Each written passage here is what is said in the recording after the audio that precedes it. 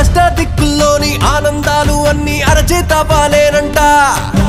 అత్యాస లేకుంటే పేరాస లేకుంటే ఐశ్వర్యమేనంట. అరే కొన్నాళ్ళు ఎండలు కొన్నాళ్ళు వానలు వస్తుంటే చాలంట. 100 ఏళ్ళు వద్దంట, పోయేదాకా బతుకు సాగిపోవాలంట.